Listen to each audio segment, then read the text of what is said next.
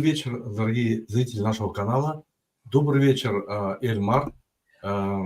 Сегодня у нас эфир, посвященный тематике, почему КПСС так быстро потеряла свое влияние.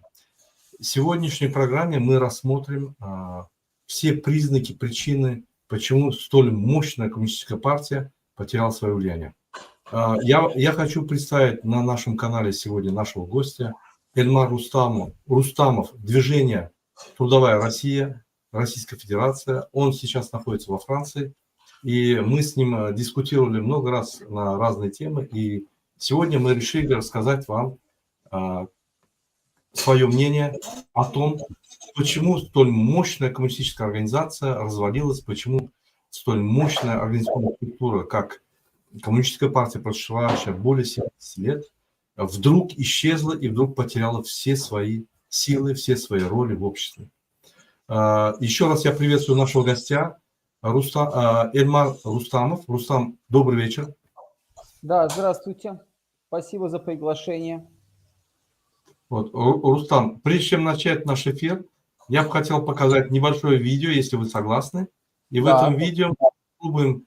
Оно очень короткое видео, оно будет вступление нашего разговора, и потом, если вы согласны, мы проведем дискуссию. Дорогие зрители, мы к этому эфиру просто вот решили высказать свое мнение и немного рассказать о истории коммунистической партии, как она создавалась, почему она потеряла свою роль в обществе. И все эти вопросы мы сейчас рассмотрим.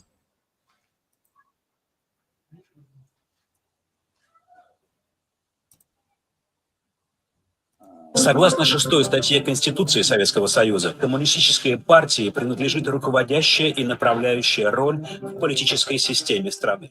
Высшим органом является съезд партии. В промежутках между съездами деятельностью партии руководит Политбюро. Во главе КПСС – генеральный секретарь. Члены партии на всех ключевых постах в стране, в городе и деревне, в армии, в печати и суде.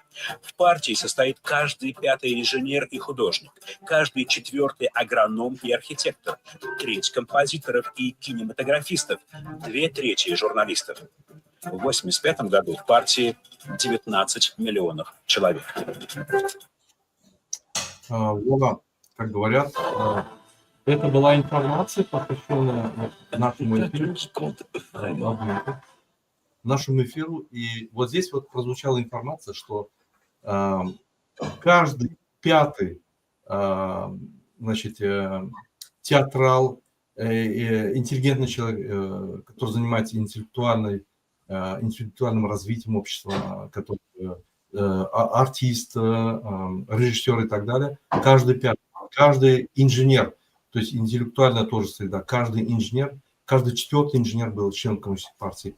И каждый 3-й из трудового класса был членом коммунистической партии. То есть, возможно, я ошибся определениями. 3-й, каждый 4-й из трудовой власти, из трудового пролетариата был членом коммунистической партии. Но неважно. Их было масса, 19 миллионов человек присутствовало на этом. 19 миллионов человек присутствовало как членов коммунистической партии, и все равно, имея такую структуру... Одну минуту. Алло, мен açık эфирді мен гулявилям bağışlarsınız. И вот, как говорится, все равно эта партия пришла в упадок, потеряла свою роль, потеряла свою лидирующую роль. Сегодня мы говорим только о 19 миллионах коммунистов. Кроме этого были комсомольская организация. Это организация, которая готовила молодежь для коммунистической партии. Кроме этого была пионерская организация, которая готовила молодежь, я извиняюсь, которая готовила молодежь для комсомольской организации. Были организации, как Октябрята, которые готовили своих членов для пионерской организации и так далее. Были продуманы все идеологические инструменты для октябрят, пионеров, комсомольцев, для коммунистов. Было все отработано. Были специальные высшие партшколы, были созданы все возможные структуры которые усиливали эту власть, которые давали направление, идею, усиливали работу в пролетариате, то есть на местах. И тем не менее, я считаю, что это была коммунистическая партия самого высокого уровня, политическая партия самого высокого уровня и самого высокого массовостью она обладала. Сегодня во всей истории человечества не было такой массовой партии, как коммунистическая партия Советского Союза. И тем не менее, сегодня, спустя 19-25, сколько получается, 35, около 40 лет, да, этой партии. Перестройка 40 лет, в этом году 40 лет перестройки. Да, 40 лет, 34 года уже этой партии. Она есть, сохранились какие-то маленькие, там, я не знаю, региональные партии, даже есть коммунистическая партия России, но она настолько уменьшилась, что она проигрывает по членам другим партиям, которые были созданы после 91 года. Вот я бы хотел, чтобы вы нам рассказали немного об истории коммунистической партии, да, и ответили на вопрос, что послужило основной причиной, что эта коммунистическая партия, которая определяла направление развития одного целого общества, как Советский Союз, 350 миллионов человек проживало приблизительно, определяла направление развития во всем мире. Такой многочисленной партии не было со своими членами, так организованной партии не было. За всю историю Америки, например, где развита очень сильно демократия и так далее, там не было. Если сложить республиканскую демократическую партию, я не думаю, что они наберут 19 миллионов, я не думаю, да. Я не знаю, я могу ошибиться, но все равно одна партия вот это была, да, одна из мощных. Я уже не говорю про те партии, клоны, которые были созданы в разных странах, таких как Куба, Монголия, Китай и так далее, и так далее. Я даже про них не рассказываю, потому что эти партии были клоны партий, которые взяли идею марксизма-ленинизма, то есть опыт российский, советский. Они приезжали, учились в Москве, принимали опыт, их этот коммунистический строй поддерживал их и так далее, и так далее. Слово представляется вам, Эльмар. Ну, спасибо, что вы затронули эту очень важную тему, потому что, мне кажется, всякие исторические темы нужно как бы немножко опрокидывать в день сегодняшний, потому что те режимы, те политические системы, которые на первый взгляд кажутся всесильными, как вы правильно заметили, всеобъятными, они могут рухнуть в одночасье. Так может произойти с любым политическим режимом, да, и с туркменистанским, и с российским режимом, потому что если такая сильная советская система, действительно насчитывающая такое число структур мощных, сильных, рассыпалась фактически в одночасье, ну, не совсем, мы сейчас про это поговорим, то то же самое может случиться и со значительно более слабыми. Но если говорить об истории, то надо понимать, вот мы говорим в августе 2025 года, а это месяц знаковый, потому что это месяц ГКЧП. Буквально через неделю мы будем отмечать 34-ю годовщину Государственного комитета по чрезвычайному положению, который был фактически финальным аккордом советской системы, да, по сути. Но ведь это же очень важно понимать, что развал партии возник не в одночасье.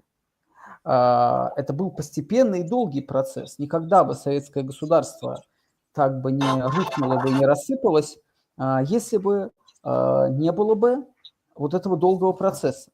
Вот вы много говорили о там, всесилии КПСС и ее возможностях, но ведь это диалектически, если посмотреть на этот вопрос, это является и силой КПСС, и ее слабой стороной. Потому что всякая массовая политическая сила, ведущая, руководящая политическая сила, а КПСС, вне всякого сомнения, была таковой, всегда к себе, как бы сказать, притягивает людей, которые хотят получить определенные блага, ресурсы, карьерный рост, там, личностный и прочее, прочее, прочее.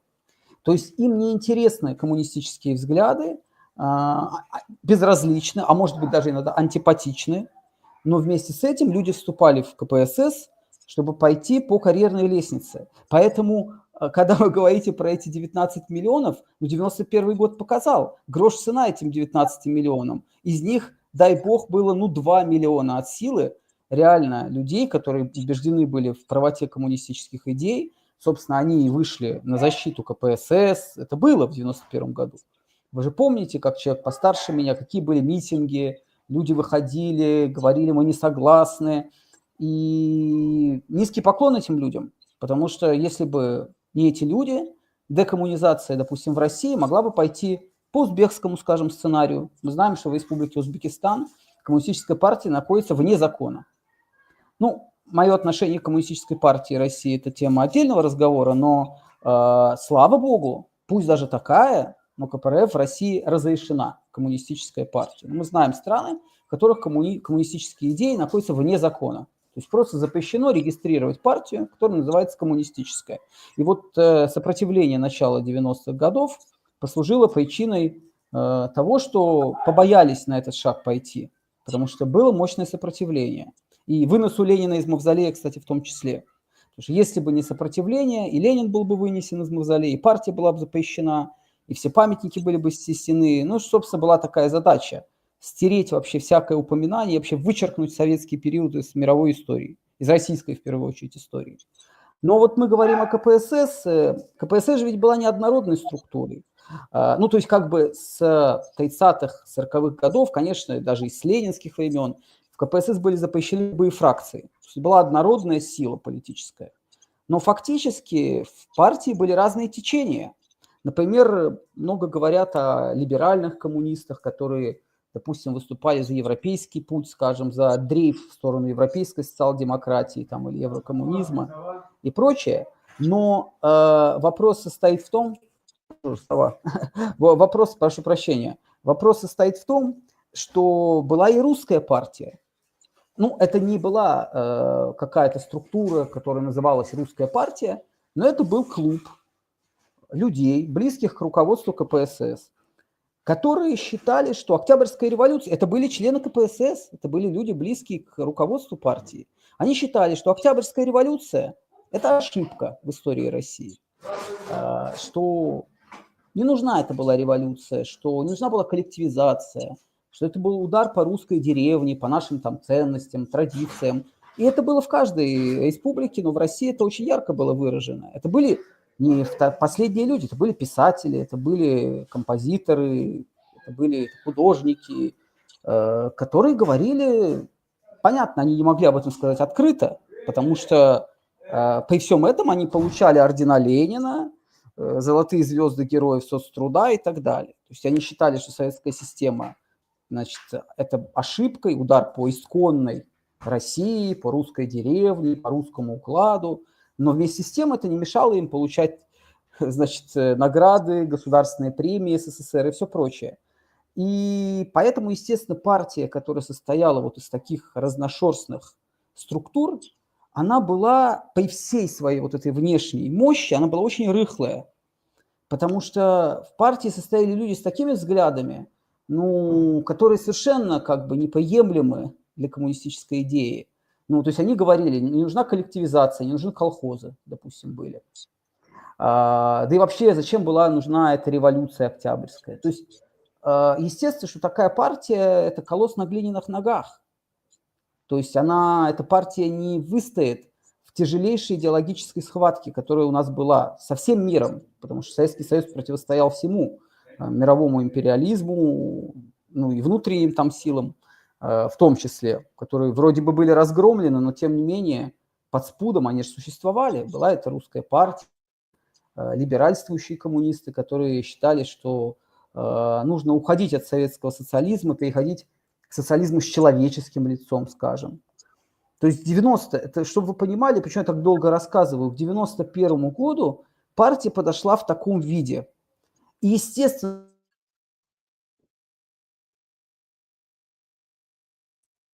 мобилизовать во имя чего? Мобилизовать кого? Ведь русская партия, допустим, говорила, что Россия кормит все республики, что Россия вообще, ну, фактически в плену этих республик, да, не надо кормить там советские республики, все живут за наш счет и все прочее.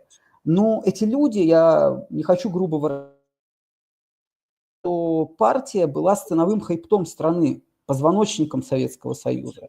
Вытащи коммунистическую партию, все рассыпется. Все держалось на единстве партии. Ну, собственно говоря, увидели, что разгром КПСС и разгром Советского Союза за этим последовал, ну, в считанные недели фактически. Коммунистическая партия была запрещена 6 ноября 1991 года. Вышел указ Ельцина о запрете КПСС и КП РСФСР Российской Компартии. И ровно через декабря были подписаны печально известные Беловежские соглашения. И многие до сих пор не могут этого понять. Когда говорят,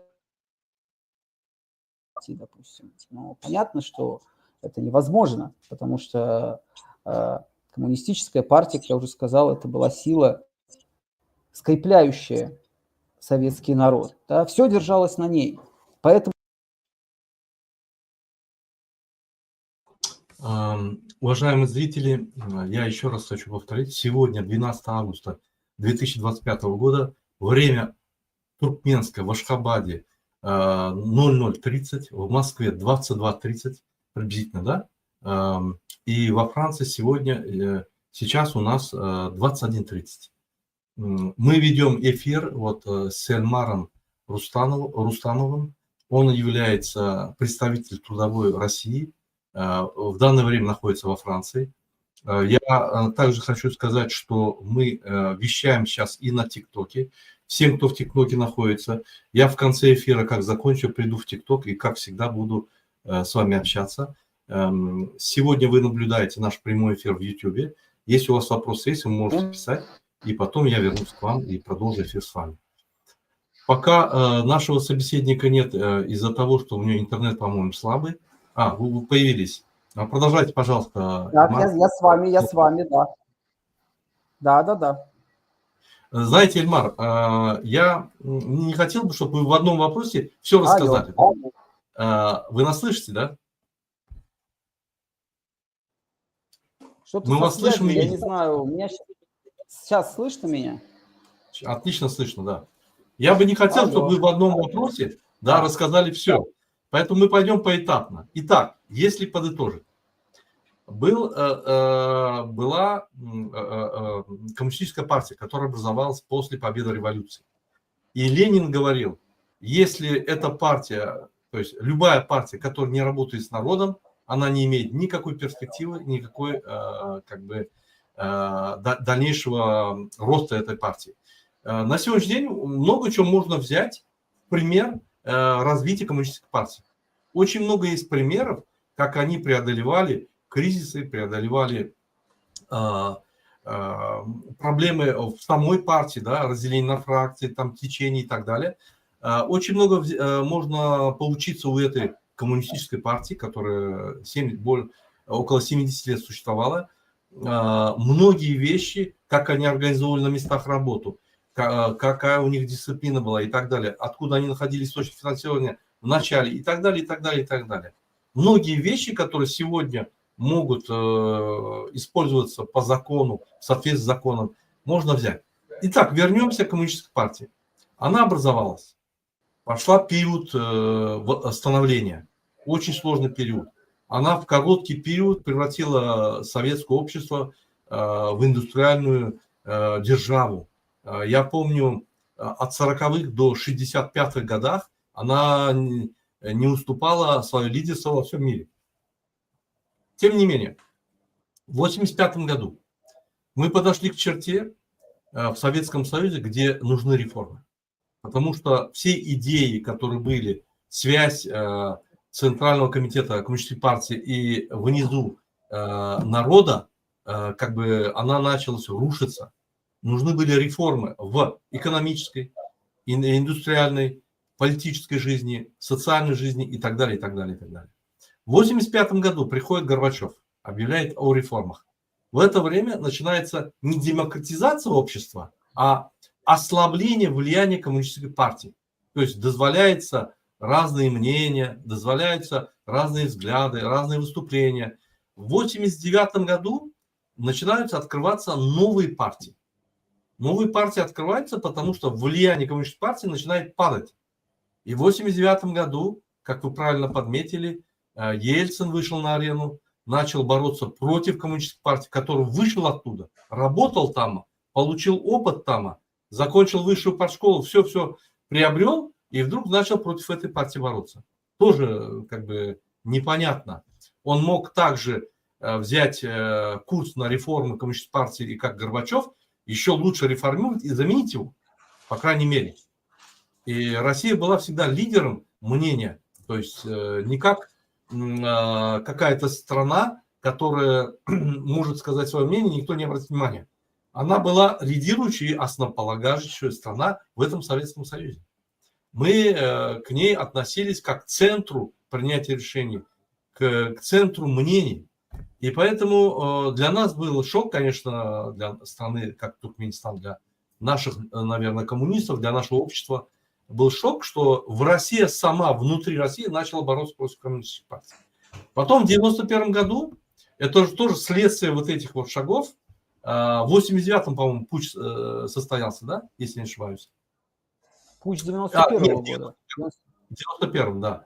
И после путча, путч – это те силы, которые остались в коммунистической партии, они решили взять власть в свои руки и восстановить, Советский Союз восстановить вот это влияние коммунистической партии и так далее. И он в течение 3 дней, значит, обрушился, этот путч.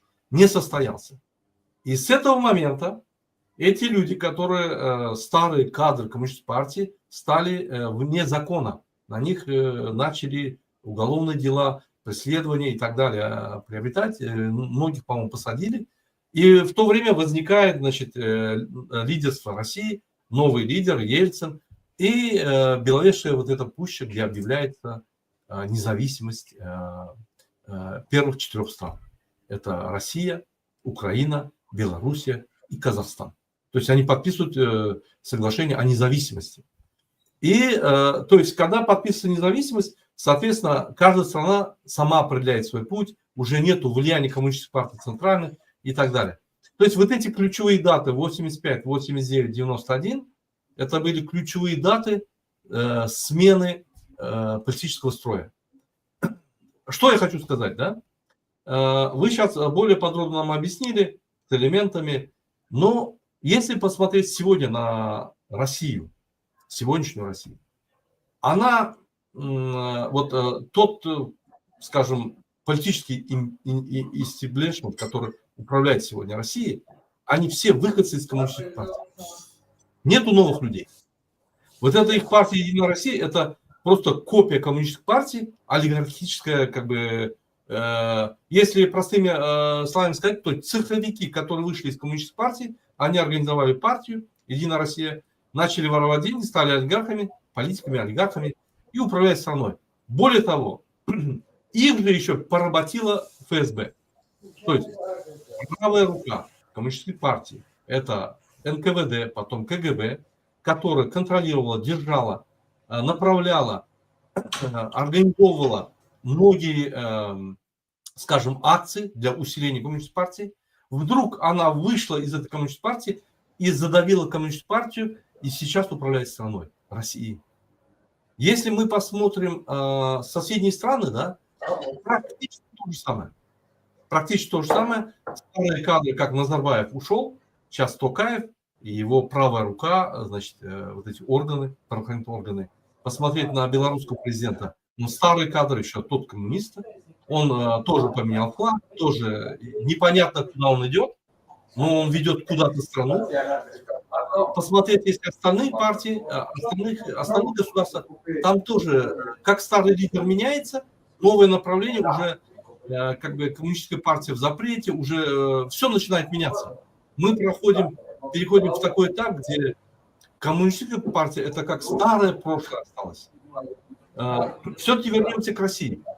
Почему сегодня ФСБ в лице Путина и его сторонников, то есть кого вы не возьмите, 78% это члены организации ФСБ, губернаторы, партийцы, газовики, я не знаю, ну все вот эти вот места управленцы занимают бывшие сотрудники ФСБ. Как они смогли победить коммунистическую партию, забрать у Ельцина власть и установить свою власть, бандитско-олигархическую ФСБшную власть?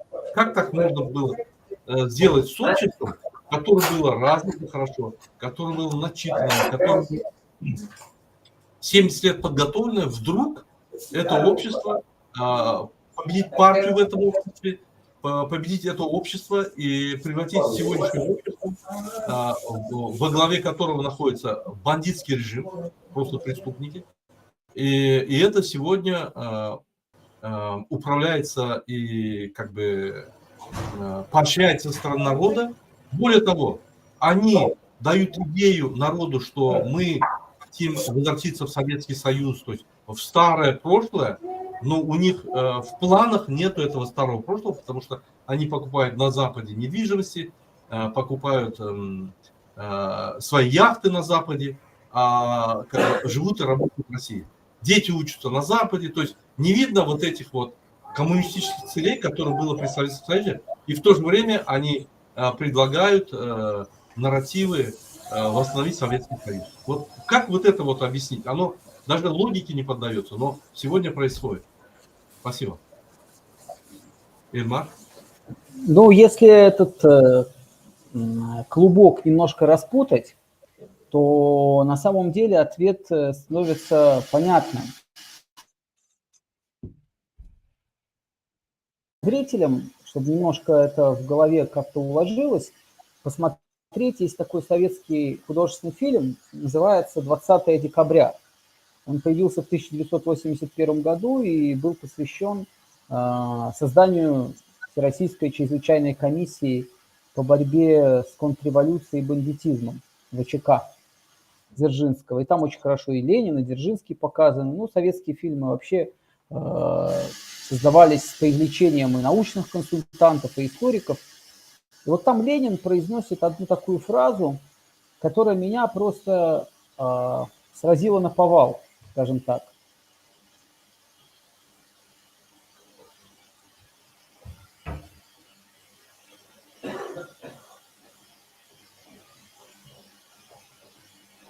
Так, я вас не вижу. Вы продолжайте, я вас слушаю внимательно, продолжайте. Я даю вас на целый экран. Понятно. Просто вы исчезли, и такая тишина повисла, что я думал, что ничего не происходит. Так Все вот, слышно, ну, отлично, да, прошу прощения. Вот там Ленин произносит фразу, которая меня просто сразила наповал. Он говорит, ну, я дословно сейчас не воспроизведу, но смысл я передам. Он говорит, мы должны бороться за то, чтобы и ни в коем случае не допускать, чтобы органы борьбы с контрреволюцией, чтобы Всероссийская чрезвычайная комиссия превратилась в царскую охранку, и чтобы она вышла из-под контроля партии, чтобы она не стала из карающего меча революции, не превратилась в репрессивный орган.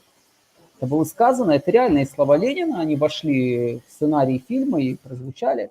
Ленин об этом пишет, я сейчас не скажу, в какой статье, не вспомню просто, но Ленин про это пишет. И через 20 лет, события, описываемые, это 1917 год, создание ВЧК, через 20 лет, 1937 год, да, когда НКВД, ВЧК, по сути, вышли из-под контроля партии, творили репрессии против честных коммунистов, что потом было осуждено, и Ежов и Егода были сняты и сами были расстреляны за вот эти злоупотребления, да, как это называлось, злоупотребление социалистической законностью. То есть было видно, что вот, как бы сказать, вот эта борьба спецслужб и партийных структур, она в той или иной степени стала проявляться. А что произошло с Берией, да? Это ж все из той же оперы. А если мы посмотрим дальше, то там вообще караул, потому что вот вы говорили про события, мы говорили. А вот посмотрите, как сложились, это же очень интересно, как сложились судьбы последних руководителей КГБ. Вот, например, был такой председатель КГБ при Горбачеве Чебриков.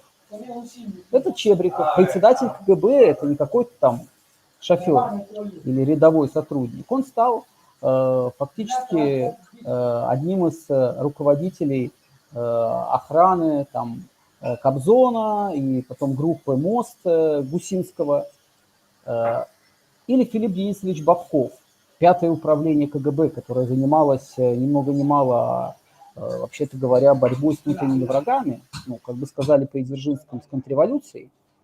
Он тоже умер не в бедности. Он пошел в конце 90-х работать к Березовскому там, и все прочее, там, в его структуры Гусинского. То есть, понимаете, получается, что они говорили, то есть, про социализм, про коммунизм, а все это было на кончике языка, потому что они пошли совершенно спокойно при новой власти. И это я только беру верхушку айсберга, потому что есть люди, которые, извините меня, там более нижние по иерархии, скажем так, не более влиятельные, чем там председатель КГБ или начальник управления, но это тоже они пошли в банковские, я не говорю, что все пошли, но немалая часть пошла в 90-е годы в банковские структуры и прочее, хотя ну, это кажется абсурдным. КГБ, что запечатлено на символе КГБ, серп и молот и меч, да, тот самый карающий меч революции, то есть они должны были защищать советский социалистический строй. Но в определенный момент они стали воспринимать себя как государевы люди в плане того, что они защищают любое государство. То есть им все равно, Российская империя, Советский Союз или нынешняя Российская Федерация, потому что вот у них была такая газета, она и сейчас есть, она называлась тогда «День» в начале 90-х, а сейчас она называется «Газета Завтра» Проханова, ныне здравствующего. И вот сотрудники КГБ зачитывались этой газетой. И какая там проводилась идея? Неважно, какой строй в России, советский, несоветский, царский, капиталистический, главное – это отечество, главное – это Россия. И мы видим, в начале 90-х они пошли служить вот этой власти, новой власти, и ничто их не смутило, ничего их никак не возмутило. Конечно, да, они на словах иногда в интервью говорили: ай-яй-яй, как плохо получилось, значит, развалилась великая страна, а потом поехали, садились в машину и ехали на работу к Гусинскому, к Березовскому и так далее. Я сейчас расскажу одну историю, которая меня удивила в свое время и потрясла. Вот этот Чебриков, о котором я говорил, директор, ну, председатель, как это называлось, КГБ, в 92 году было, мне рассказывали люди, которые это видели своими глазами, из первых уст, из первых рук информация. Вот какое-то было застолье бывших КГБшников. И вот они все сидят, и Чебриков в том числе. И один из них встает, поднимает тост и говорит, это 92 год, я хотел бы поднять тост за нашу советскую страну, за наш Советский Союз, за нашу великую страну, которую мы не уберегли. Ну, выпивают все, потом проходит какое-то время, он выходит на балкон, и к нему подходит Чебриков и говорит: дурак ты, ничего ты не понял. Наконец-то мы будем жить, как весь цивилизованный мир. То есть получается, что произошло самое страшное, что такое может произойти. Органы, которые должны были защищать социалистический строй, по сути, были в авангарде контрреволюции. Они были в авангарде вот этих разрушительных периодов, так их назвать. То есть, очевидно, здесь сыграла роль, что они ездили по заграницам, они видели вот эту жизнь роскошную. И вот эта кольчуга коммунистической идеи, там, марксизма, ленинизма, она была тесна им. Им хотелось снять с себя вот эти одежды идеологии и просто править без всяких ограничителей. Потому что когда ты ограничен идеологией какой-то, то это тебя сковывает коммунизмом, марксизмом, ленинизмом. А сейчас можно сбросить маски, что называется, и править вовсю, на полную катушку. Да? Не случайно у них, посмотрите, какой парадокс, они говорят, какая была прекрасная царская Россия. И вешают у себя в кабинете портрет Дзержинского, который боролся с царской Россией. Ну, слушайте, если вы за царскую Россию повесите Бенкендорфа... Может, это политическая незрелость, потому что если взять, смотрите, Китай, в Китае сегодня коммунистический строй. Но тем не менее, он сильно развивается. Но тем не менее, я вот смотрю их школы, университеты, как они строем ходят, как они физкультуру делают строем, как они спят. То есть все организовано, все вот как у нас в советское время. То есть они тоже идут цивилизованным миром, они тоже не отстают от цивилизованного мира. В каких-то областях они задают даже Ну, тон. Китай, Может быть, Китай это всё-таки незрелость вот этого КГБшника, который говорит, наконец-то мы будем жить как... Я думаю, что они никогда не определяли политическую суть, политические идеи, они просто были элементом наказания, то есть как бы репрессий. Поэтому это их мнение такое, оно чисто субъективное может быть, потому что они никогда не были политиками. Ни Дзержинский, ни этот. Это были, как вам сказать, волкодавы для того, чтобы искать внутри партии людей, контрреволюционеров, всякие секты, всякие ячейки, фракции, чтобы их разбивать дребезги, и больше этого не возникало. То есть они изначально были сориентированы для вот этих целей, поэтому от них ждать какие-то политические идеи или же заключения, ну, тоже не надо, наверное. Я вас перебил, продолжайте. Да, я просто хотел сказать, ну, я понимаю, о чем вы говорите, но почему я сказал про председателя КГБ, на секундочку, Чебрикова? Это же ведь ответ на вопрос, почему эти системы КГБ, почему это все рассыпалось. Но если там во главе, я же к чему этот привел эпизод, я объясню сейчас к чему, что если в головах у этих людей были такие мысли, то чего мы Союз развалился? То есть им плевать было на идеи социализма и коммунизма, на Советский Союз, они хотели жить как весь цивилизованный мир. Поэтому ровно 34 года назад, в августе 91 года, не был арестован Ельцин. Ну, казалось бы, это не мое там желание или мои хотелки, но вот есть сила политическая, которая идет как таран на пролом советской системы, коммунистической партии. Какова ваша задача? Это не хотелки Эльмара там, или Курбанова, это у вас записано в ваших документах КГБ, что вы должны бороться с С врагами, инакомыслием, с врагами да, коммунистической с партии. врагами, ну, государства советского строя, с контрреволюцией. Но вы этого не делаете. Вы вводите войска в Москву, и все. И вы как бы не привозите им продукты, вы просто их там, бабушки какие-то им батоны хлеба приносили, вот этим солдатикам, которые сидели на БТРах в августе 91 года. И получается, что вы занимаетесь профанацией. То есть вместо того, чтобы осуществлять то, что вам положено по рангу, ну вы клятву давали, черт возьми, а получается все это на кончике языка. Просто вот, ну, карьерный рост. Сегодня вот в КГБ были, а завтра в ФСБ. Ну, подумаешь, одна Россия, одна Родина. Плевать, что тогда был социализм, За царя. сейчас капитализм. За царя, Да, за отечество.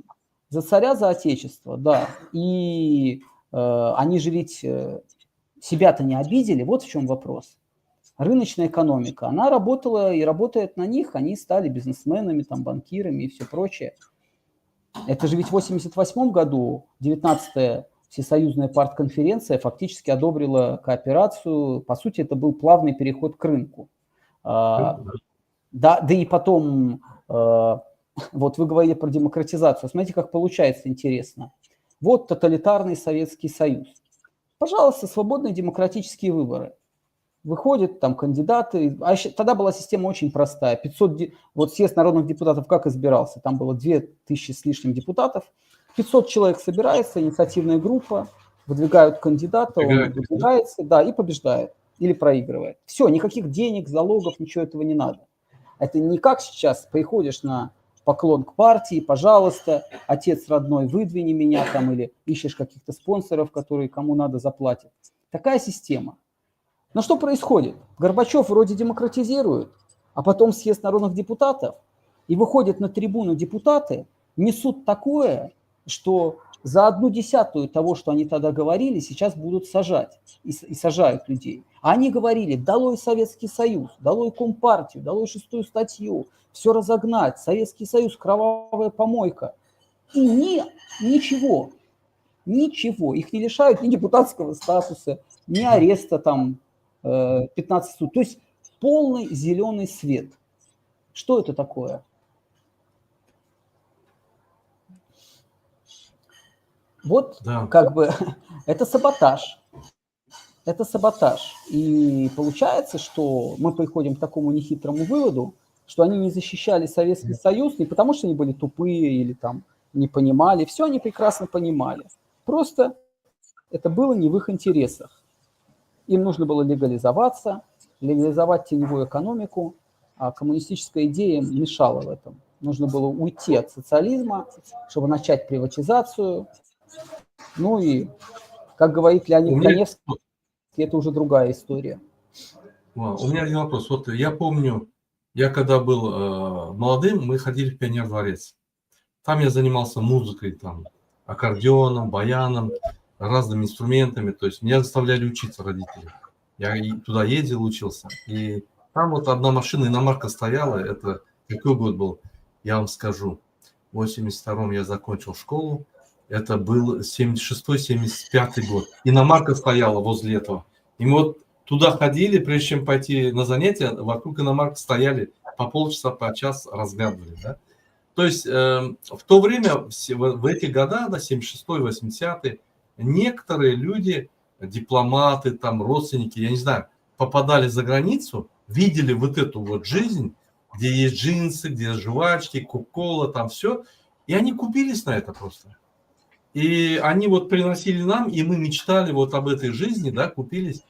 И в 85 году реформу можно было делать, вот как Китай сделал. Китай же не закрытая страна. Ты можешь приехать, уехать, любой человек приедет, уедет, никаких проблем. Да, там расстреливают коррупционеров на улице, там судят и так далее. Оно есть, но есть и другие хорошие моменты. Я не хвалю китайское общество или китайскую систему, политическую систему. Нет. Я просто привожу примеры, что вот это Китай, если вы помните, эта страна, вот этот Китай, эта страна с 91 года, она была не нищенская, но в очень тяжелом состоянии.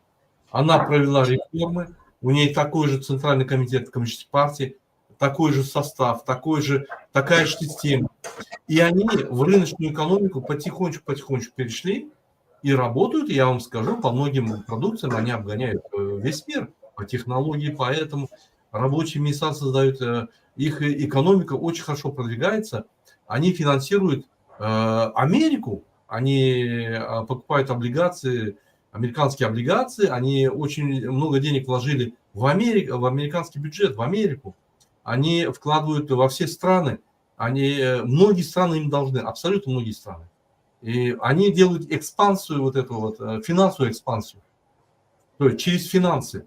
То есть выстроили, смогли с нуля подняться, они были слабее, чем Советский Союз, с нуля поднялись и построили свою страну, не меняя политическую систему, реформируя ее.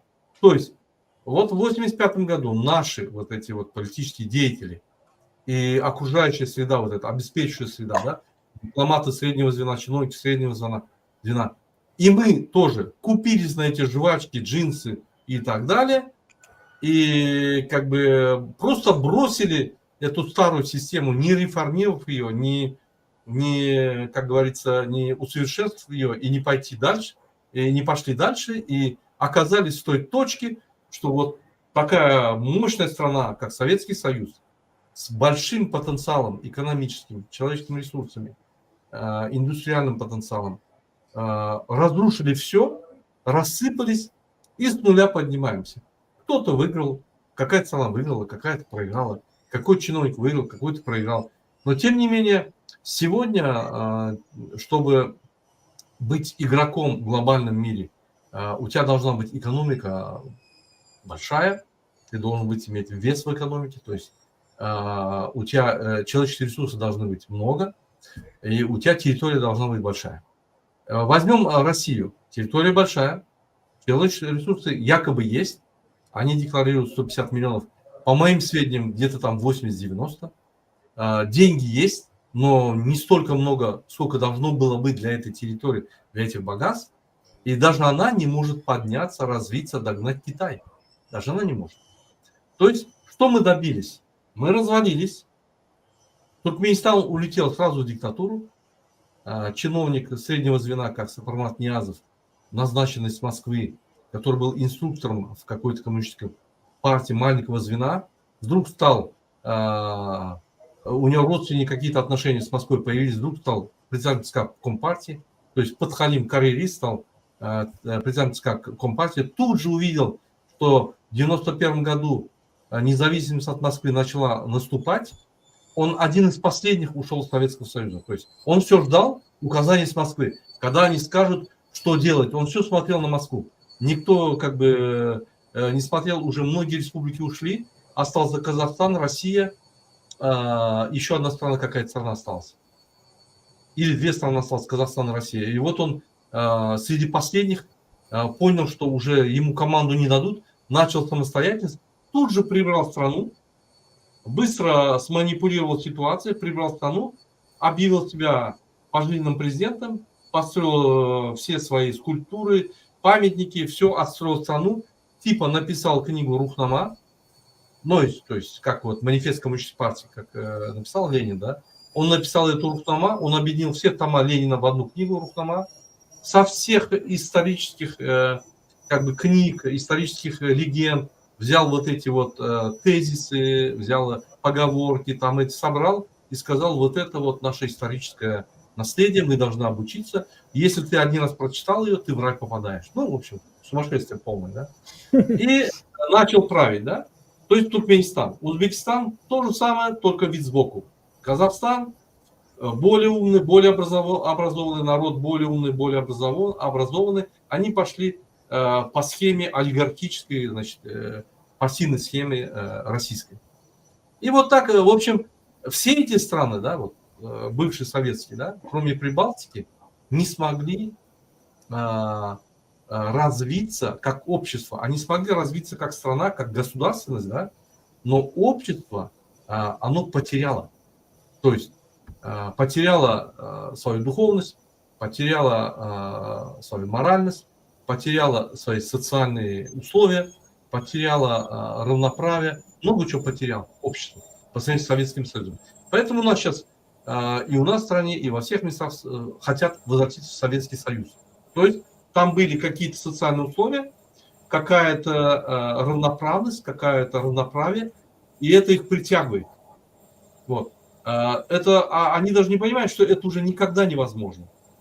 Потому что должен появиться какой-то как Ленин, не какой-то как Путин, который силой захватывает страны, да? Какой-то как Ленин, который с пролетариатом, с трудовым народом, его ставит во главе государственности, во главе партии, которая управляет этой государственностью, и дает свои идеи, пишет тома, книги, разъясняет идею коммунизма и ведет народ вперед. Такой, чтобы появился, да, ну, я думаю, это будет новое историческое событие, и должны быть большие предпосылки. В этом столетии, я думаю, это даже невозможно. Конечно, мир развивается, человеческие условия развиваются. Если, допустим, взять Декларацию о правах человека 1948 года и взять Декларацию о гражданских и политических правах 1972 года, это небо и земля, то есть человеческие условия жизни улучшаются, гражданские права увеличиваются и так далее, и так далее. Но, тем не менее, можно было бы построить на этом постсоветском обществе новое общество, которое может объединить эти народы, какое-то справедливое общество. Я не скажу, что мы должны быть обязательно капиталистическим обществом, то есть страной, как капитализм, как Америка или как другие страны, потому что, ну, она тоже несовершенная, понимаете? Взять европейскую страну, взять, допустим, Францию. Франция – это социальная страна. Они взяли от социализма вещи, такие идеи, как социальные условия, социальную защиту. Есть немного от капитализма, бизнес и так далее. Есть немного от других направлений. И в общем они создали какое-то общество с учетом гражданских прав и так далее. Я не могу назвать Францию капиталистической страной. Я могу назвать ее страной с сильным социальным обеспечением, сильной социальной защитой. Потому что капитал не приносит социальную защиту.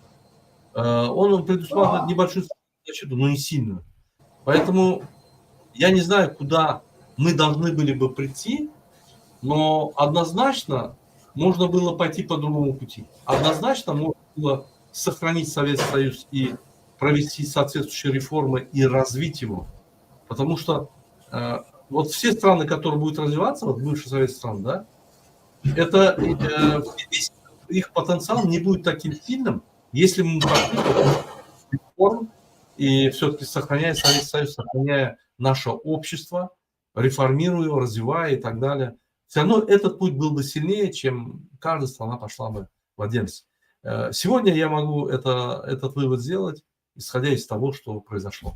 А вы как думаете, Эльмар?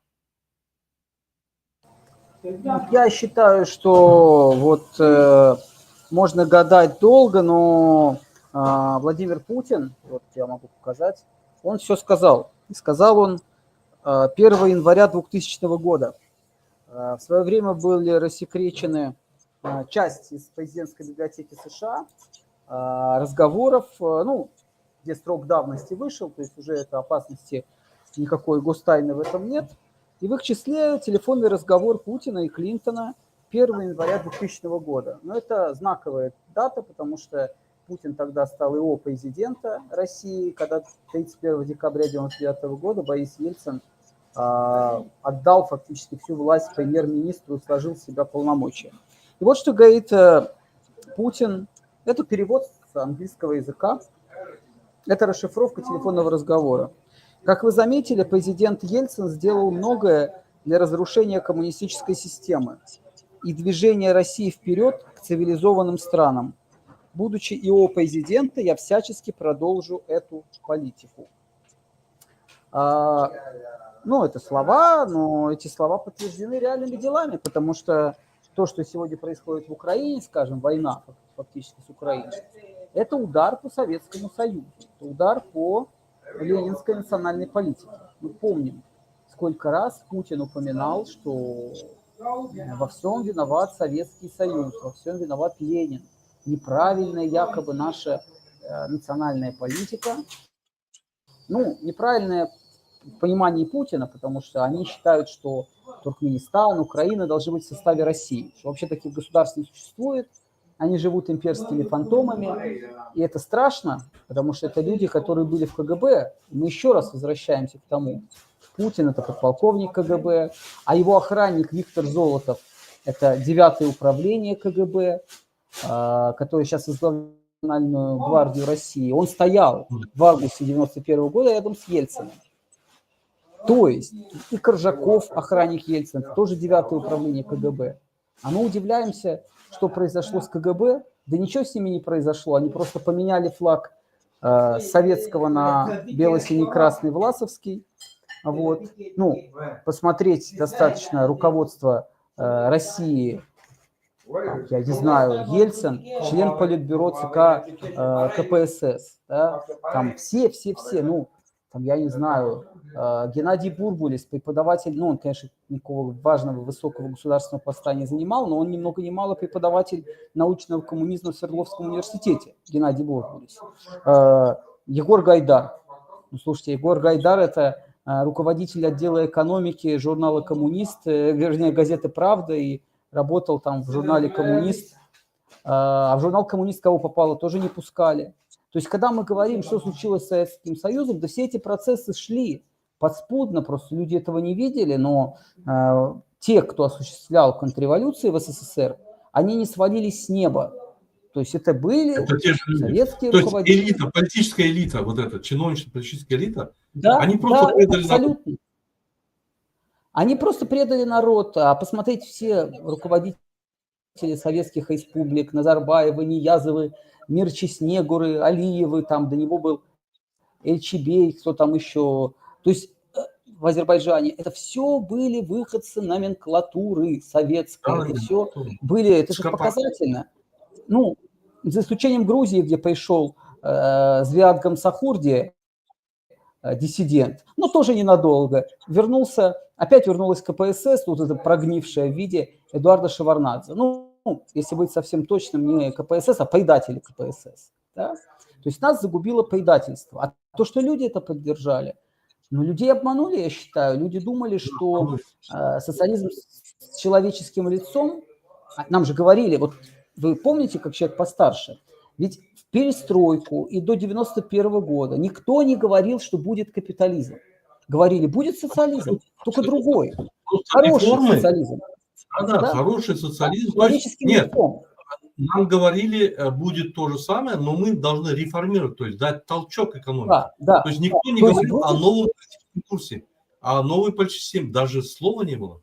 Да, то есть и люди подумали, что останется все как в СССР, только будет лучше. Но потом прозрение пришло очень быстро, когда в 92-93 году отпустили цены, пошла либерализация цен, шоковая терапия, как ее назвал Руслан Хасбулатов, председатель Верховного Совета России, и все прочее. И тут возник большой конфликт, потому что это были депутаты Верховного Совета, избранные в советской еще России, Конституция еще была советская, и эти депутаты, которые в 91 году вместе с Ельциным стояли в августе 91 года, защищали Белый дом, сейчас вышли против него в 93 уже году. А все почему? Логично. Эти депутаты поехали к себе, они были избраны, мы уже рассказывали, была демократическая система, 500, инициативная группа, 500 человек выдвигает кандидата, он побеждает. Да. И вот эти депутаты поезжают к своим избирателям, и те чуть ли не бьют их и говорят, вы что творите там в Москве? У нас все остановилось, заводы остановились, птицефабрики остановились, работы нет, зарплаты нет. Мы получаем зарплату натурой, я не знаю, хорошо, если макаронами или яйцами, а то и лампочками и еще чем-то. Нам не на что кормить детей. И эти депутаты возвращаются в Москву, и, конечно, они голосуют против Гайдара, против Чубайса, против рынка. Потому что они знают, что если они будут голосовать за рынок, то их просто не изберут в следующей каденции, их просто не изберут в следующий созыв. И потом среди них были честные люди. Если ты городской районный активист какой-то, тебя народ выдвинул, избрал, ты избрался. А потом, ты искренне поверил Ельцину в реформы, а потом, через 2 года, ты увидел кромешный ад. Ты просто вернулся к себе домой и увидел пепелище. Все развалено, все разрушено. Но если у тебя есть совесть и мозги, против Ельцина. Если тебе Ельцин обещает государственную дачу, приватизацию, как он предлагал генералам некоторым, приватизировать госдачи в личную собственность, то это другая история. Но если ты просто депутат, и ты видишь, что происходит, и тебе говорят твои земляки, вы что там творите, вы что, с ума сошли, вы крошите страну на части, вы уничтожаете. Конечно, это было сопротивление, о котором я говорил в начале, то есть его взгляды, но он точно сказал, что октябрь 93 года это была отложенная реакция на август 91 года. Прозрение пришло очень быстро. Люди быстро поняли, что их обманули. Но было уже поздно, потому что силовые структуры были в руках.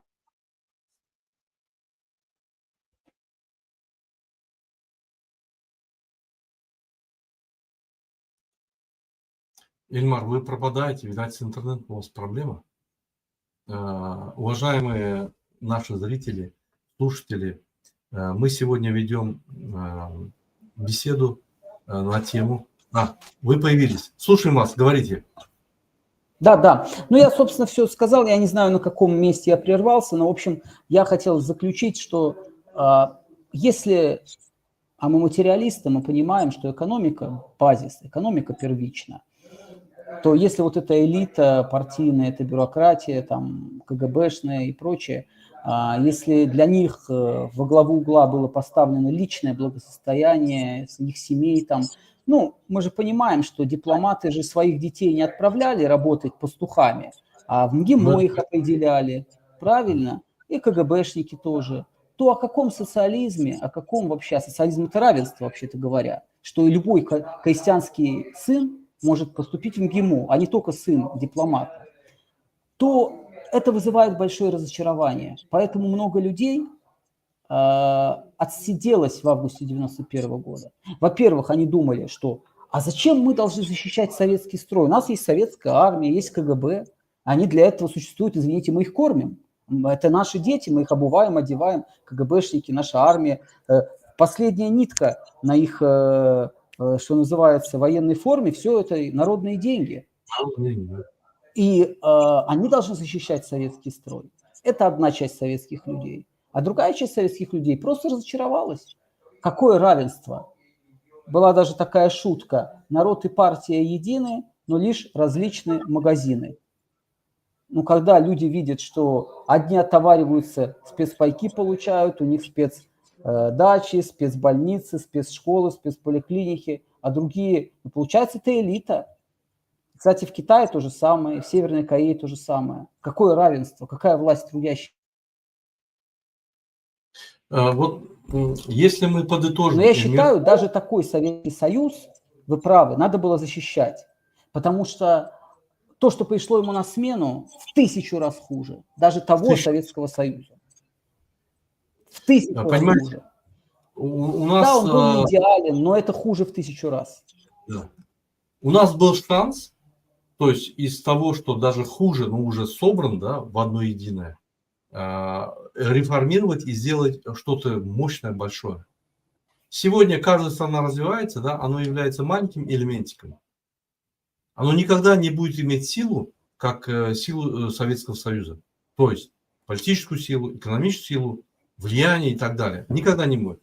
Сегодня Россия строит свою империю, то есть Российскую империю, старую вот эту. Они взяли идею царя, имперца там и заболели этим. Это сегодня не работает. Страны Центральной Азии или же Украина, или же другие страны так и не определились. Украина пытается выйти из этого кольца, очень сложно. Она почти вышла, свободные выборы сделала, независимый кандидат от власти победил, но Путин не отпускает их.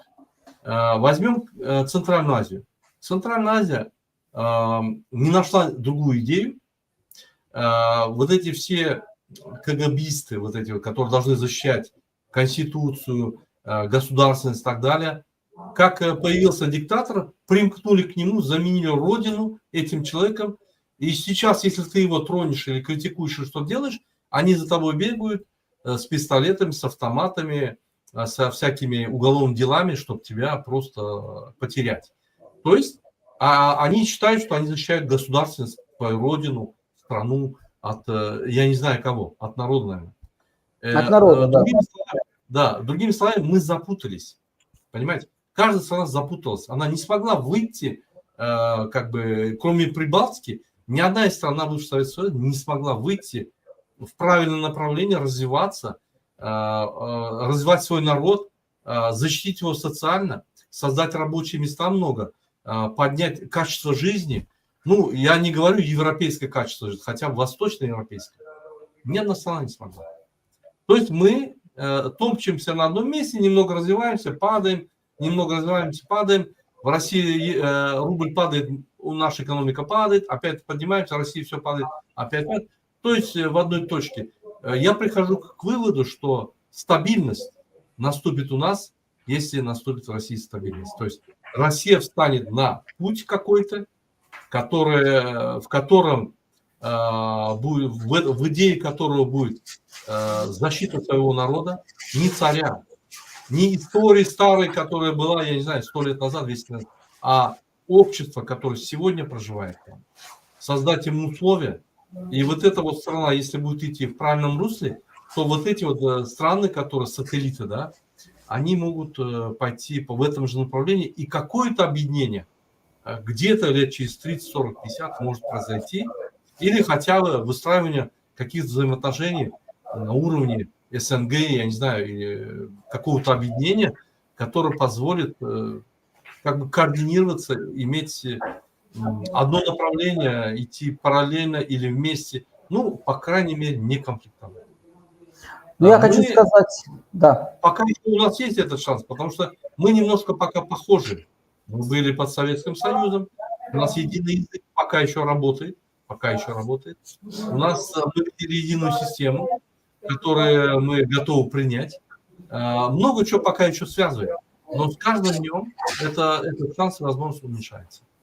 Как вы думаете насчет этого? То есть Россия когда стабилизируется, когда она сможет своей экономикой, своей политикой показать, что это мощная страна, она не притягивает страны силой, угрозой, шантажом, а притягивает своим дальновидением, политикой, дипломатией, своей, я скажу, какими-то ценностями моральными, духовными, я не знаю. Какие-то ценности должны быть. Сегодня мы не видим этих ценностей, нету. Даже советских ценностей нету в России сегодня. Ну, вот мы говорили про КГБ, да, вот я приведу один пример. Я много примеров привожу, они просто очень характерные и хорошо иллюстрируют ситуацию, что я говорю, в общем-то, стараясь подкреплять свои слова фактами. Вот я упомянул второго президента Азербайджана Эбильфаза Эльчебея. Он был, так же, как и Зиад Гамсахурди, диссидентом. Так вот, советская власть, вот эта жестокая советская власть, это КГБ, его за антисоветскую деятельность, а он говорил, тоже вот в ахинею нес, что революция была не нужна, и Ленин был не нужен, и Красная армия Азербайджан оккупировала, и вообще нафиг это все было нужно. Большевики пришли и испоганили жизнь азербайджанскому народу, притом учился в советское время бесплатно. Так вот, его отправляют на каменоломню на 2 года. И что потом происходит? Он возвращается с каменоломни, он историк по образованию, Абульфаз Эльчебей. И он отправляется не в кочегары, не маляром на стройку, а в главным научным сотрудником отдела рукописей Академии наук Азербайджанской ССР. Мы можем сегодня себе представить, чтобы вышедший из застенков политический заключенный отправился на такое престижное место. Но мы с вами уже, вы обитаете много лет в эмиграции, я тоже немножко, но тоже в эмиграции. Но я не могу себе представить, чтобы там в нынешней России, я думаю, в Туркменистане то же самое, человек отсидел срок, а потом вышел и с почестями стал главным научным сотрудником Академии наук.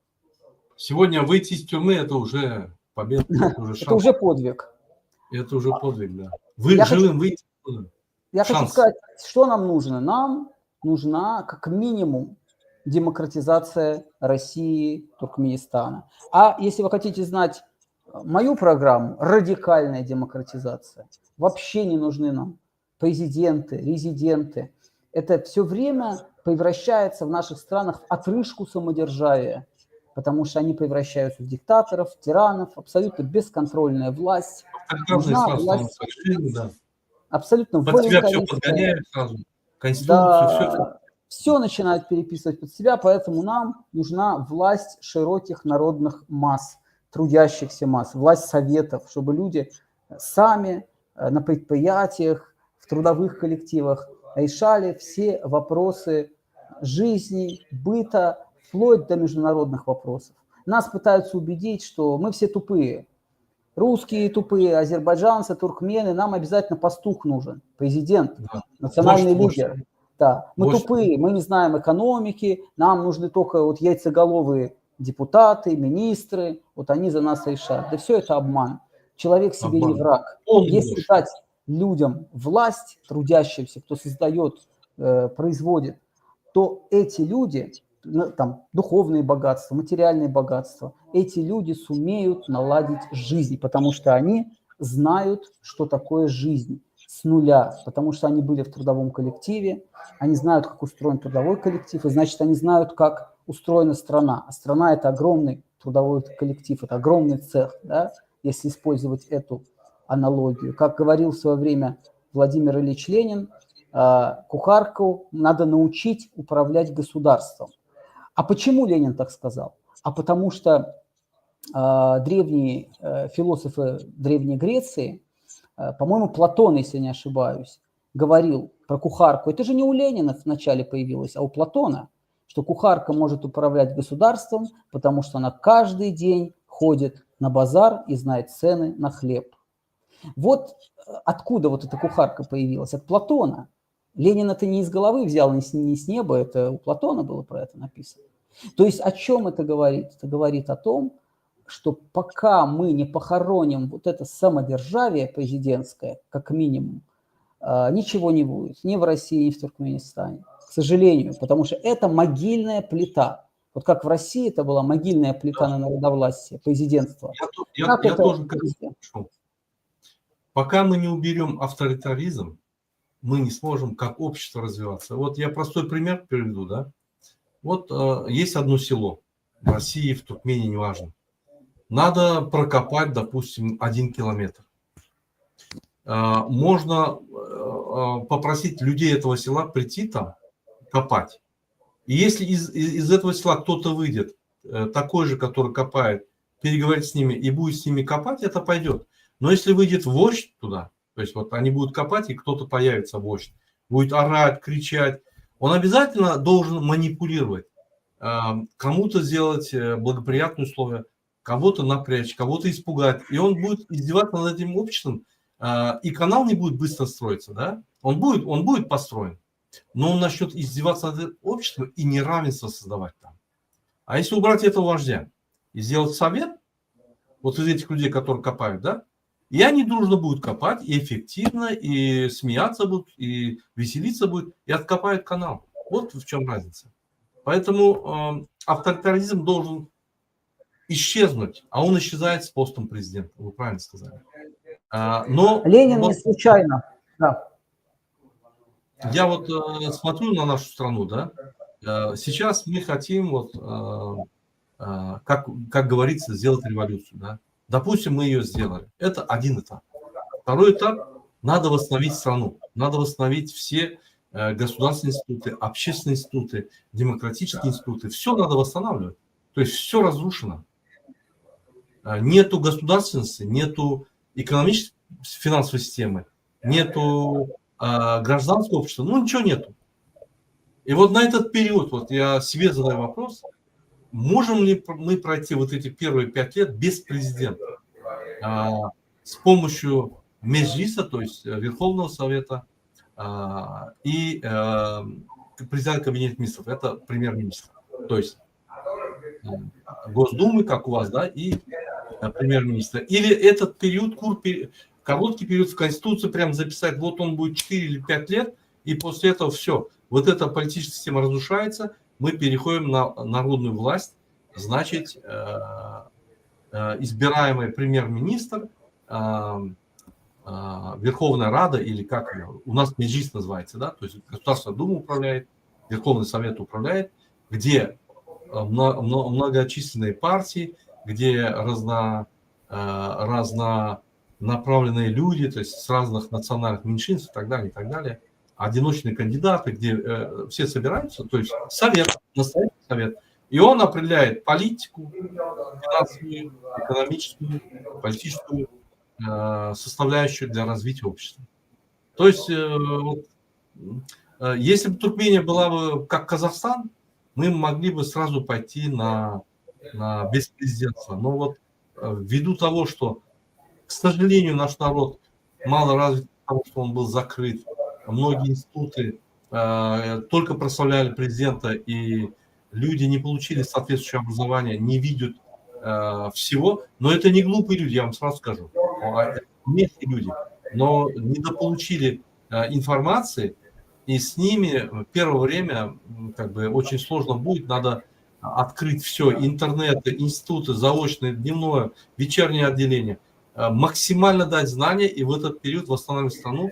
Первые 4-5 лет, возможно, нам необходимо будет должность президента и АНКОР, должность президента, который не поглощает власть законодательную, исполнительную, судебную, а просто представитель государственности. Все. То есть сзади премьер-министр должен быть, это не должен быть президент, это отдельная власть, исполняющая власть. Должна быть законодательная власть, это отдельная власть, независимо от президента. Должна быть судебная власть. То есть вот с такого вот старта, может быть, эффективнее будет начать. Дискуссии продолжаются, не я решаю, это решает общество. Будут предложены варианты, и общество выберет, какой вариант они примут вначале. Вот действительно сложный вопрос.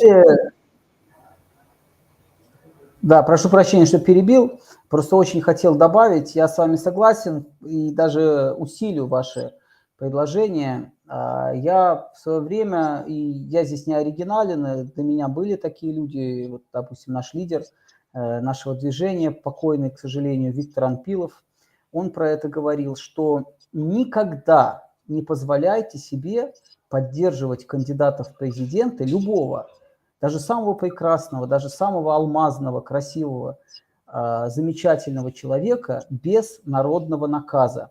Вы обязаны дать ему народный наказ, что тот, кандидат, который подпишет этот народный наказ, обязуется его исполнить, только он может быть поддержан трудовым народом.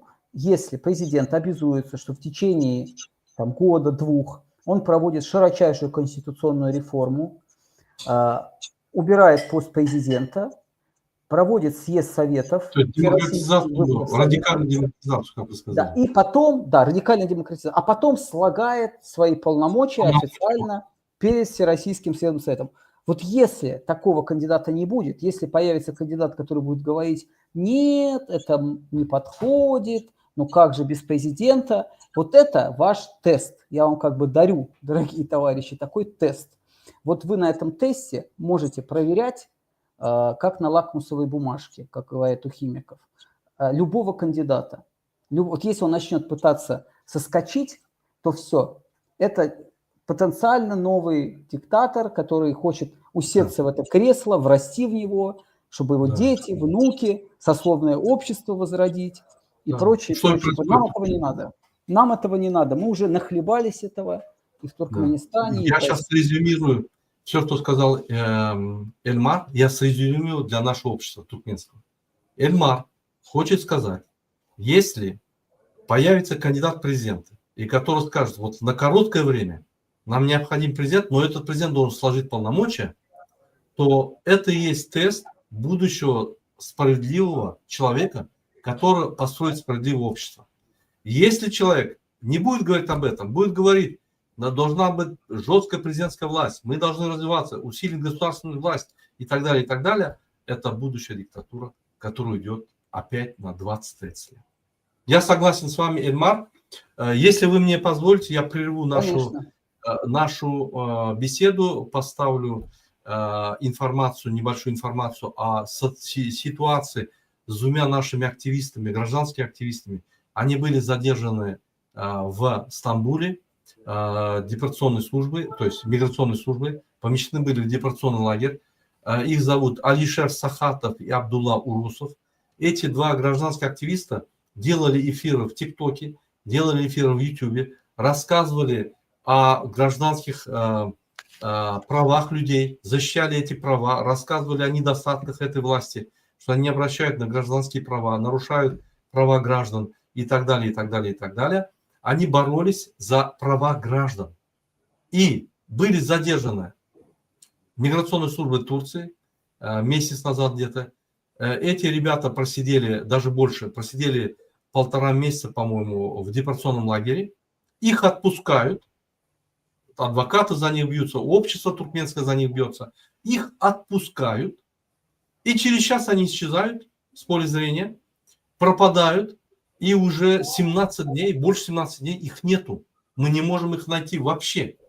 На территории Турции нету. Сегодня мы не знаем, они уехали в Туркменистан, или находятся в Турции, или какие-то бандиты их захватили. Что с ними произошло, никто не знает. Все вопросы к миграционной службе, их здесь нету, мы их отпустили. Все вопросы в полицию, обращения по поиску людей, в МИД, президенту, мы кому только не писали, ООН, ОБСЕ, Human Rights Watch, Amnesty International, во все правозащитные организации, все оказывают давление на Турцию и на Туркменистан. Ни Туркменистан диктаторская страна, ни Эрдоган со своей командой или его власть, или власть Турции не дает никакого ответа. Как будто этих людей не было. Вот они были, да, до такого числа, дальше их нету. И сегодня туркменское общество обращается к президенту Турции. Дайте ответ, где находится Алишер Сахатов и Абдулла Урусов. У Алишера Сахатова остались 4 детей. Осталась супруга. Единственный кормилец был он. Его нету. Эти дети плачут с утра до вечера. Мать не знает, как их успокоить. Я сейчас поставлю видео и хотел бы показать всему обществу, гражданскому обществу, всем телезрителям, всем слушателям нашего канала. Давайте посмотрим. Обращение Гулала, это супруга Алишера Сахатова, к Эрдогану, к народу Туркменистана, к народу Турции. Пардон. Одну минуту.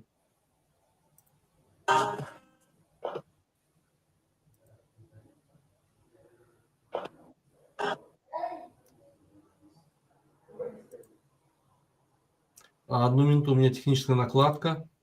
Одну секунду. Спасибо, что вы про это сказали. Я, конечно, всецело поддерживаю и лозунг освобождения всех политзаключенных Туркменистана и широчайшая политическая амнистия для всех узников туркменского режима Сердара Бердымухамедова и Гурбангулы Бердымухамедова.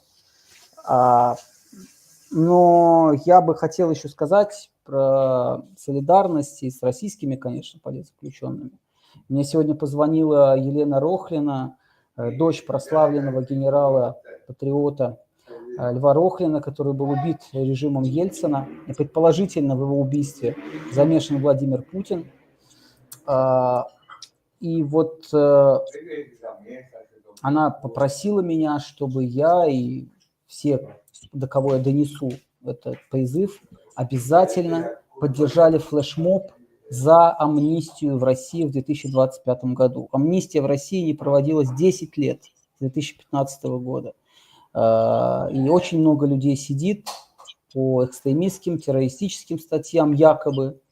Людей навешивают терроризм, экстремизм и все прочее за инакомыслие, за другую позицию политическую. Я считаю, это синдром трусости власти. Власть боится слова и отвечает на слово тюремной решеткой. Правильно говорите. Вот я нашел это видео, я вам покажу сейчас это видео. Это обращение семьи Алишера Сахатова к президенту Эрдогану, к обществу и так далее. Действительно, вы правильно сказали, власть боится простых гражданских активистов.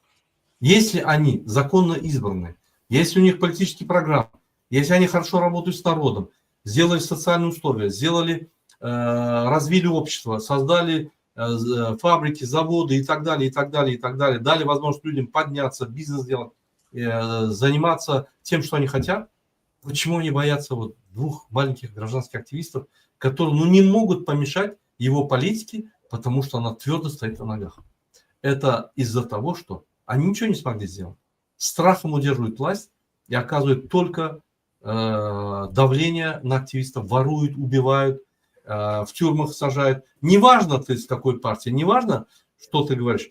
Если ты против этой власти, ты Трудовая Россия, команда Навального, коммунистическая партия или какая-то другая партия, неважно. Если ты против этой власти, которая ворует, ты враг.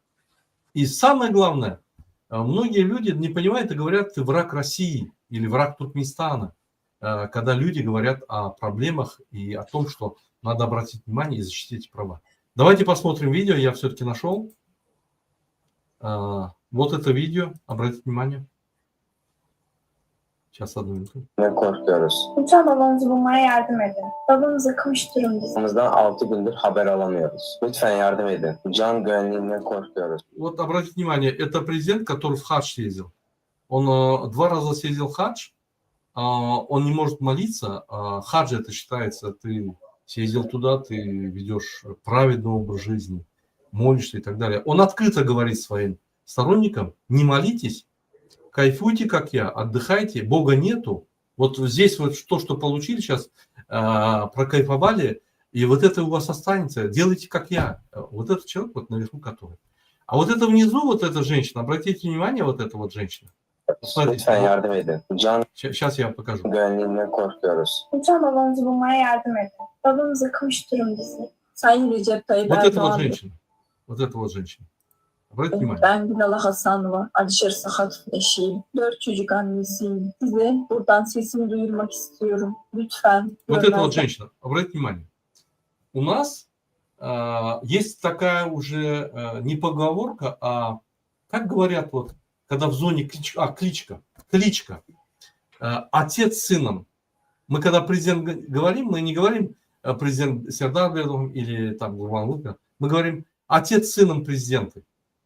У нас вот безработица больше 60%, и отец с сыном, так как работы нету, одно кресло делят на двоих. То есть они оба президенты. То есть отец не ушел никуда. Он не передал сыну власть. Он деморализует своего сына всегда. Но теперь появилась дочка. Обратите внимание, вот эта женщина, вот, которая внизу, это дочка президента. То есть дочка Гурбангулы Бердымухамедова. Это сестра президента. Теперь мы говорим отец, сын и дочь президенты. Почему? Эти трое узурпировали власть полностью. Везде уже их родственники. У нас нету законодательной власти, там сидят их родственники. У нас нету исполнительной власти, там везде сидят их родственники, контролируют все. У нас нету судебной власти, то же самое. Родственники родственников, ну, в общем, это банда, клан Бердымухамедов. Вот эта женщина выступает везде. Она является вице-президентом благотворительного фонда своего отца. Все деньги поступают от народа туда.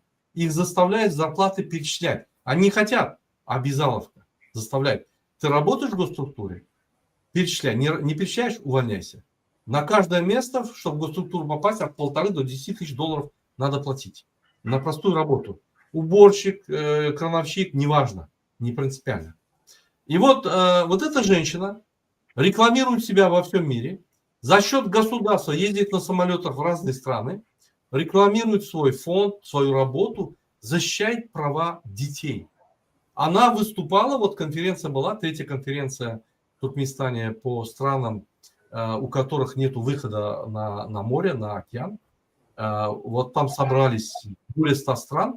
Она там выступала с разными организациями, говорила, надо детям Палестины помочь. Поверьте, я вам покажу кадры. В Туркмении дети, 6-летние, 7-летние дети с тачками на базарах работают, в школу не ходят, потому что денег нету. В семью деньги приносят. Дети Я такое, мучаются. кстати, в Турции видел, кстати, такое тоже, в Турции. Дети мучаются. Пенсия $30 в Туркменистане. Как можно на пенсию прожить? $20-25 получает мать за ребенка. Как можно прожить? Она родила, ребенка прожить нельзя. Даже ребенка содержать нельзя. Здесь вот семья Алишера Сагатова, дети просят отпустить его отца, найти его, отсудить, обращаются к президенту, ко всем. Она это даже, она даже внимания не обращает. Почему? Туркменский народ для них это просто рабы. Но делает картинку для всего мира, что вот она, вся страна ее поддержит, она детей защищает. Себе делает такую моральную картину, вот тошнит. Смотришь и тошнит. И это все работает. И Но господин Гутерриш, этот председатель ООН, он приезжает в Туркмению, он встречается, руку жмет, обнимается, чуть не в засос целуется с этими Гурбангулы, с Сердаром и так далее. Принимает взятку автомашину у них. Спокойно, никаких проблем. Хотя мы ему написали письмо. Когда вы приедете туда, этот человек, Гурбангул Бердымухамедов, построил эти почти новые здания, истратил более $100 миллионов, чтобы создать 3-ю конференцию. Хотя у нас в городе Ашхабаде 32 гостиницы в ряд стоят пустые. Многие конференц-залы стоят пустые. Нет, он на Балкане, там, Балканабаде строит это все, чтобы своровать деньги, потому что он завершает в 3-5 раз стоимость объектов, ворует деньги, приглашает туда и делает легитимно себе, красивую легитимность, международную поддержку. И в этой вот картинке, да, международной поддержки Гутерриш занимает центральное место. И он это все продает всем, эту картинку, через местное телевидение, через ТАСС, что вот его поддержит весь мир, он не диктатор. Понимаете? Вот нас принимают за идиотов. Нас обманывают, как, я не знаю, как вот наперстнички есть же на базаре, вот в наглую тебя обманывают, и у тебя воруют деньги. на перстничке, допустим, из 10 человек у 3 воруют, а эти воруют у всего народа. Dosмотрим это видео. Gelmeyin, yardım edin bize. Eşim Alişer Sahat 2,5 aydan fazla Edirne Geri Gönderme Merkezi'ndeydi. 24 Temmuz'da saat 19.57'de en son sesini duydum. 25 Temmuz'da saat 11.55'te beni Edirne'den aradılar. Oradan arayınca yanında kaldık çocuklar aradı. Eşiniz sevk oldu diye. Ama biz oraya avukat gönderdik. Geri Gönderme Merkezi'ne Edirne'ye. Avukat gönderince oradakiler diyor ki Sinop'a sevk ettik diye. Sinop'a İl Göç Müdürlüğü'ne gittim ben 28 Temmuz'da. Orası diyor ki serbest bırakmışlar. Ama 28 Temmuz'da avukat gönderdik oraya. Avukat gönderince orası diyor ki biz serbest bıraktık diye. Ama eşimden hiçbir haber yok ki. Nerede o? Serbest bırakıldıysa nereye gitmiş olabilir? Kocaman insan kayboluyor mu? Lütfen yardım edin. Ben hep yetkililere sesimi duyurmak istiyorum. Lütfen görmezden gelmeyin. Bugün 6 gün oluyor. Bir insan evinin yolunu bulamaz mı? Yanında parası da yok. Telefonu var. Telefonunu da açmamış, kullanmamış. Lütfen bana acımıyorsanız. Ama çocuklarıma acıyın. 4 çocuğum perişan halde. Eşim her gün sabahtan akşama kadar benimle konuşuyordu. Lütfen yardım edin. Bir çaresiz anneyim ben. Bir çaresiz eşim. Görmezden gelmeyin. Вы видели вот на последних кадрах я покажу вам, последний кадр, извините. Сейчас. Да, давайте немножко переведем, наверное, для тех, кто русскоговорящий. Там... Havamızdan artık Я haber переведу, вот, alamıyoruz. Lütfen Да, yardım. обратите внимание, вот наверху национальный лидер Туркменистана, самый злейший враг туркменского народа, вор, коррупционер, пилот, велосипедист, Поп-звезда. писатель, поэт и так далее. Он написал за 17 лет 61 книгу. Спросите название книги, он вам не сможет сказать. Этот человек прославился на весь мир своим идиотизмом. Он попал в книгу рекордов Гиннесса, как велосипедист. Он несколько рекордов установил, идиотических рекордов. Над ним уже не то, что смеются, уже начинают плакать люди и жалеть туркменский народ. Вот внизу его дочка, я вам сейчас покажу. Вот на кадрах увидите, наверху это он 2 раза в хадж съездил, заставляет мусульман бриться, пить водку в день Рамадана. Их ловят, отлавливают у входа в мечеть, заставляют пить водку, броют бороду. Это всем мусульманам Центральной Азии и бывших советских стран, я говорю. Что это за человек? Этот человек не враг народа, это изгой общества. Ну, он похож на клоуна, конечно, потому что Он то, что он клоун, делает... Его клоунские вот эти вот... Все думают, что он какой-то клоун, смешной дяденька, да? Но сзади структуру, которую он строил, как вот только что мы рассказали, КГБ, террористическая организация, мы их называем террористами. Но ведь все международное сообщество их признает, и что интересно, вот этого Гурбангулы Бердымухамедова, Сердара, с ними встречаются президенты, европейские чиновники, все они признают... Нет, европейские не встречаются, встречаются только Гутерриш, он подарок машину взял. Гутерриш это обычный взяточник. А Трамп встречался? Трамп. Трамп встречался с Сердаром Бердымухамедовым, там какое-то задание ему было. Вот этот вот человек, вот наверху, который Гурбанглы Бердымухамедов, он обнимал руку президента, целовал руку президента Ниязова. Он его убил и стал президентом. Мы уже много раз рассказывали об этом, как он это сделал. Есть доказательства, все. Это обычный убийца. Захватил власть, поклонился Путину и сказал, я тебе буду служить. Он отмывает деньги Путина. Он финансирует российскую армию, Россию финансирует. Я вам скажу, каким способом.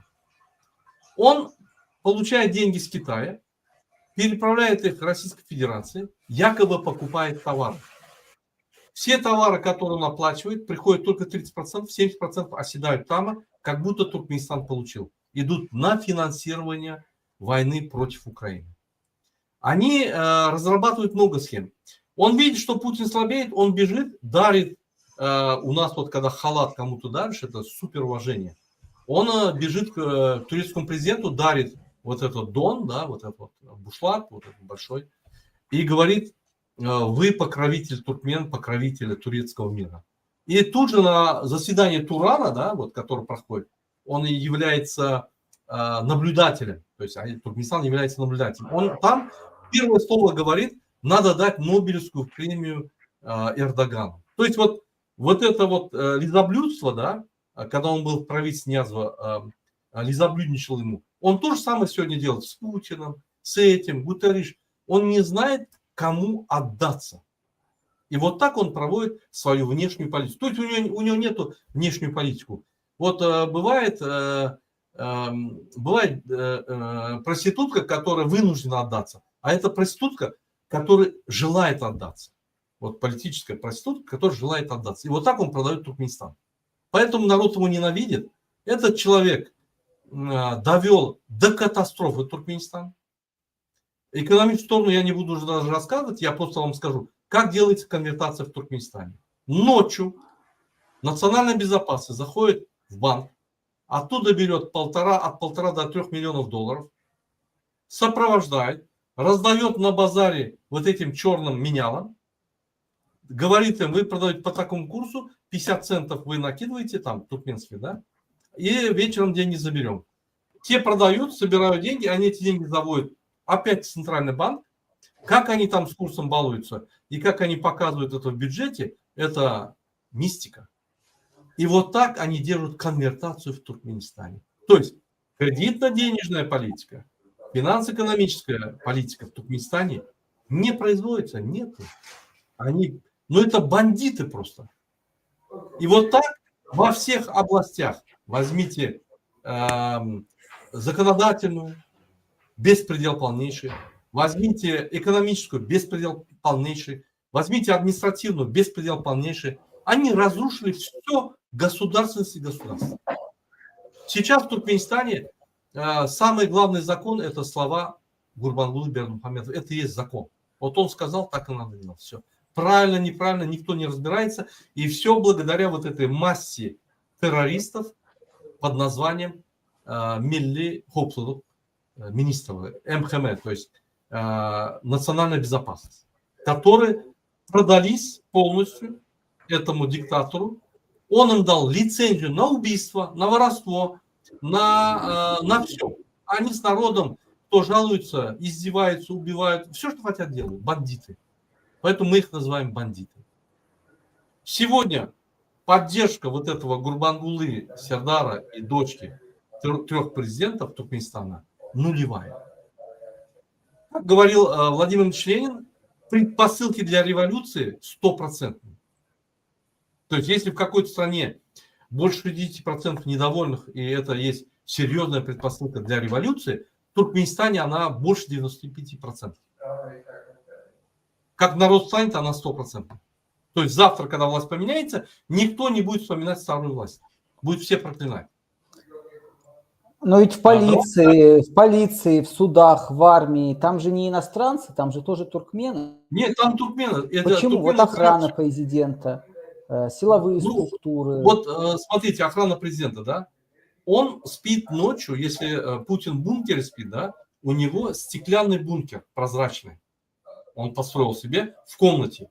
Он там запирается, он пуленепробиваемый, и спит там. И ключи дает не жене своей, только одному человеку. Этот деморализованный человек имеет в каждом вилайте, то есть в каждой области, любовниц, детей и так далее. Ну, он, как вам сказать, аморальный национальный лидер. Никто его не выбирал национальным лидером. Его сын указом, постановлением назначил его национальным лидером. Он себе взял ту же власть, что президент, абсолютно ту же. В случае смерти президента или недееспособности, вся власть переходит к национальному лидеру. То есть он полностью деморализовал пост президента своего сына. Он ездит во все страны и договаривается, и подписывает контракты, и ведет все переговоры. Сын просто дома сидит, охраняет кресло президента. Все. Чтобы переворот не был. Вот вся их система, политическая система этого отца, сына и дочери. Давайте дальше дослушаем. Вот здесь вот дети Алишера Сахатова, они просят найти их отца. Они находятся в Турции, они просят найти их отца. Наверху наш дважды хаджи, который в Мекку съездил, я всем мусульманам напоминаю, вот этот человек, который наверху 2 раза съездил в Мекку, считается хаджи, герой хаджи Гурбанул Бердымухамедов. Вся его геройство – это издевательство над религией и над своим народом. Yardım edin. Can güvenliğinden korkuyoruz. Lütfen babamızı bulmaya yardım edin. Babamızı kavuşturun bizi. Sayın Recep Tayyip Erdoğan Bey, ben Gülala Hasanova, Alişer Sahatov'un eşiyim. 4 çocuk annesiyim. Size buradan sesimi duyurmak istiyorum. Lütfen. Она говорит, я супруга Алишера Сахатова, дети просили найти их отца. После она выступает и говорит, я супруга Алишера Сахатова, я вас прошу помочь нам найти нашего мужа, нашего отца моих детей. Lütfen görmezden gelmeyin. Yardım edin bize. Eşim Alişer Sahatov 2,5 aydan fazla Edirne Geri Gönderme Merkezi'ndeydi. 24 Temmuz'da saat 19.57'de Она говорит, больше 2,5 месяца он находился в депортационном лагере. 24-го в районе 17 часов en son sesini duydum. 25 Temmuz'da saat 11.55'te beni Edirne'den aradılar. Oradan arayınca yanında kaldık çocuklar aradı. Eşiniz sevk oldu diye. Ama biz oraya avukat gönderdik. Geri gönderme merkezine Edirne'ye. Avukat gönderince oradakiler diyor ki Sinop'a она говорит, что 25 числа он пропал. Вот 24-го последний звонок был, и 25-го он пропал. Мы адвоката отправили, значит, когда он был в депортационном лагере, было дело о его депортации. Это дело было приостановлено, а потом и отменено. И их освободили, вот 25-го, она говорит. И потом он пропал. Просто они оба пропали. Обратите внимание, наверху вот сидит, да, вот этот человек, я его называю картинка, он делает всегда картинки. Ну, допустим, он выступает на кабинете министров, выступает, там какие-то идеи зачитывает наизусть, обкурится ночью, да, приходит, выступает, какие-то идеи говорит и запоминает слова, он даже не разбирается в этих идеях. И к нему министр подходит после заседания, говорит, вот вы говорили вот об этом, если вот так вот сделать, как вы думаете? Он говорит, идите отсюда, я уже забыл, что я говорил, не мешайте вам. Понимаете? Вот настолько идиот, и вот этот вот человек, обратите внимание наверху. sevk ettik diye. Sinop'a İl Göç Müdürlüğü'ne gittim ben 28 Temmuz'da. Orası diyor ki serbest bırakmışlar. Ama 28 Temmuz'da avukat gönderdik oraya. Avukat gönderince orası diyor ki biz serbest bıraktık diye. Ama eşimden hiçbir haber yok ki. Nerede o? Serbest bırakıldıysa nereye gitmiş olabilir? Вот она рассказывает, что с этого момента мы с адвокатами ищем, никак не можем найти, никто информацию не дает, миграция знает, не говорит, полиция знает, не говорит, нам не дают никакой информации, говорят, у нас нету. И мы не знаем, куда обратиться. Многие правозащитные организации, мировые, с международным уровнем, они давят, обращаются. Просто нет ответа.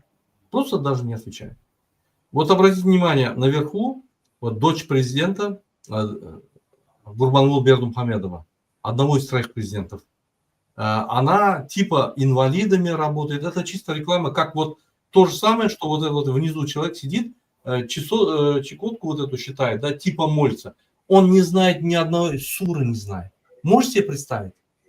Он идет там, делает пропагандистский себе этот. Я думаю, что он Соловьев, Скобеева и Путин в одном лице. Хоть у Соловьева какая-то логика есть в его речи, у этого даже логики нет. Вот Путин, подполковник КГБ, тоже в 91 году побежали они все расшибать лбы об иконы, по храмам все побежали, ну, чтобы бабушки за них голосовали, которые верующие, да. Смотрели, ой, Владимир Владимирович, он такой же, как и мы, тоже со свечкой стоит в храме. Ну, это рассчитано на избирателей, конечно. Не, здесь не на избирателей, здесь рассчитано на картинку не для общества. Общество знает, что он коррупционер, мерзавец. Мы смогли народу за 5 лет объяснить, кто он такой. Они его... Вот смотрите, все комментарии, которые пишут, они проклинают его. Не просто желают ему смерти, а проклинают его. И говорят, его надо судить, просто наказать. Вот, допустим, когда вы делаете передачу о России, люди пишут, что надо наказать Путина, арестовать, убить, казнить. Они же не пишут, наверное. Если пишут, процентов 10. Кто-то да, пишет, ну 10%. А здесь все комментарии я ставил, да, все просят освободить этих и арестовать, срочно арестовать. Вот так думает весь народ Туркменистана. Поэтому предпосылки на смену власти в Туркменистане очень высокие. У нас не будет протесты, у нас будет один мощный протест, и на этом все закончится. Давайте досмотрим это видео. Kocaman insan kayboluyor mu? Lütfen yardım edin. Ben hep yetkililere sesimi duyurmak istiyorum. Lütfen görmezden gelmeyin. Bugün 6 gün oluyor. Bir insan evinin yolunu bulamaz mı? Yanında parası da yok. Telefonu var. Telefonunu da açmamış, kullanmamış. Lütfen bana Она говорит, уже 6 дней его нету, ни телефон не открывает, ничего. Помогите найти его хотя бы. Где он находится? Мы уже ничего другого не просим. Жив ли он, она хочет uзнать. acımıyorsanız ama çocuklarıma acıyın. 4 çocuğum perişan halde. Eşim her gün sabahtan akşama kadar benimle konuşuyordu. Lütfen yardım edin. Bir çaresiz Она говорит, вот 4 ребенка с утра до вечера просят, где их отец. anneyim ben. Bir çaresiz eşim. Görmezden gelmeyin. Ну, в общем, вот такая картина, что происходит в Туркмении. К сожалению, Эльмар, вот если у вас есть Навальный, у нас каждый активист пропадает в тюрьме. То есть каждый активист, не Навальный, он хоть и у него политическая история или политической жизни активно такой нету, да, небольшая активность, но он заканчивает судьбу Навального. То есть, к сожалению. У нас, вот, допустим, когда тебя привозят в депортации, да, тебя судят, ни адвокатов не пускают, ни родственников. Тебя осудили, все сделали. Ни родственники не знают, ни адвокаты не знают. Если у тебя шанс, ты выйдешь или исчез. Это Туркменистан, детка. Вот такая ситуация. Поэтому свободу политическим заключенным, Алишеру Сахатову и Абдулла Урусову свободу, турецкое государство должно ответить перед туркменским народом. Что они сделали с этими двумя активистами? Где они? Если депортировали в Туркменистан, они должны признать это. Народ Туркменистана никогда не простит турецкому государству, властям Турции за такое поведение относительно туркменских гражданских активистов. Эльмар, если у вас нет вопросов, да, давайте вот краткое резюме У меня есть сделайте. просьба к вам. У меня есть к вам просьба небольшая. Я надеюсь, вы ее поддержите. Вы не могли бы присоединиться к нашему флешмобу? Мы готовим флешмоб, короткие ролики. Ваш звук пропал. География там, в вашем лице, там, и Франция, и Туркменистан. Призыв, даже требование амнистии для всех российских политзаключенных. Главное, чтобы прозвучало это. Амнистия всем политзаключенным России. Все должны выйти в 2025 году, потому что они сидят за свои взгляды, за свои убеждения, за свои слова. Это не убийцы, не какие-то наркоторговцы или террористы, организаторы терактов. Это просто люди, которые писали свое мнение. И все, кто нас смотрит, я думаю, мы оставим, наверное, мои контакты, присылайте эти ролики, и нам важна география. Неважно, какой человек национальности, но если он солидарен с политузниками, это главное, мне кажется. С удовольствием я сделаю ролик. Если вы мне позволите, я прямо сейчас могу сделать ролик. Я обращаюсь к международному сообществу, обращаюсь ко всем странам, обращаюсь к правительству Российской Федерации. Надо вам, необходимо в срочном порядке освободить всех политических узников, находящихся в тюрьмах Российской Федерации. Эти люди никогда не нарушали, не нарушали законов, не совершали уголовные дела, не убивали людей, не продавали наркотики. Эти люди отстаивали свои права или защищали права граждан. Эти люди это те люди, которые могут развить это общество, гражданское общество, и те люди, которые дают цвет этому обществу. Поэтому наказание их или содержание в исправительных трудовых колониях – это есть преступление. И амнистия – это есть единственный выход оправдать сегодняшнюю власть, которая хочет какие-то перемены в демократическом направлении. Мы надеемся, туркменское демократическое общество, надеемся, что политзаключенные в Российской Федерации будут немедленно освобождены и попадут под амнистию. Мы надеемся, что Российская Федерация к своим гражданам будет испытывать те чувства, которые должно испытывать правитель или правительство к своим гражданам. Мы очень надеемся, что Российская Федерация во главе со своим правительством милосердно и добродушно к своим людям. Я, Курбанов Мурат Клычевич, являюсь руководителем Народного движения «Демократический выбор Туркменистана», зарегистрированного во Франции, нахожусь во Франции и призываю властей России осуществить немедленно амнистию по освобождению всех политзаключенных, находящихся в тюрьмах России. Свободу Спасибо. всем политзаключенным. Спасибо. И свободу политузникам Туркменистана, конечно, всем, вне зависимости от их убеждений. Судить за взгляды, за убеждения, за слова в 21 веке – это безумие, это ненормально. Это против прогресса, это против движения человечества вперед к обществу свободному, где дискуссии должны быть четкой, а за столом, если кто-то с чем-то не согласен, высказывайте свое несогласие. И будем решать будущее Туркменистана и России, конечно. Все зависит от нас. Я бы хотел еще раз обратиться ко всему мировому сообществу, особенно правозащитным организациям, руководителям всех демократических стран и других стран. Сегодня в Туркменистане режим диктаторский, авторитарный Бердымухамедов, клана Бердымухамедов, узурпировали всю власть в Туркменистане.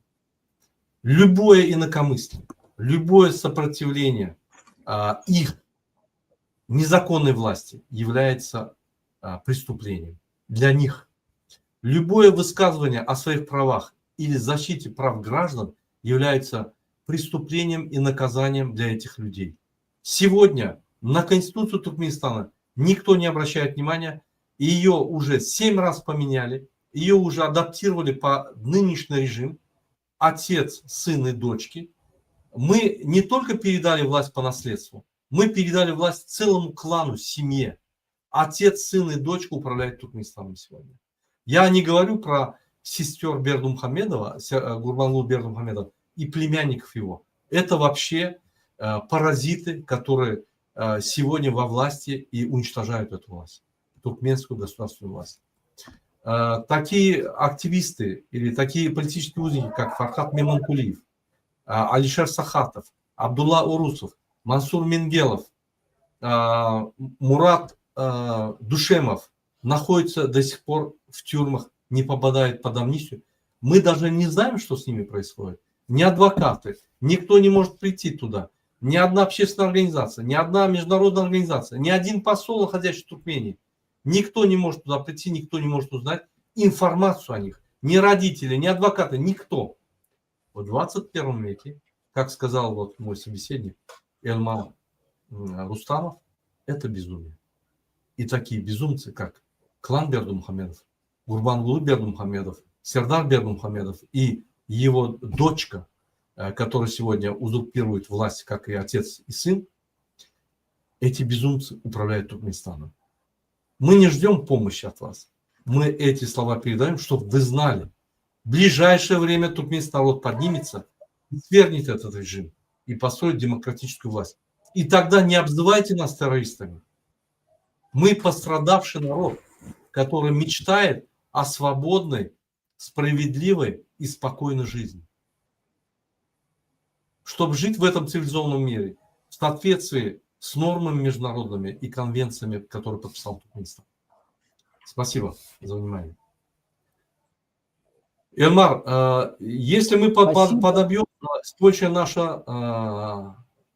нашу беседу, долгую беседу, могли бы вы в течение 1 минуты резюмировать ваши все мысли и завершить эту программу? И на этом, если вы позволите, мы завершим сегодняшнюю программу.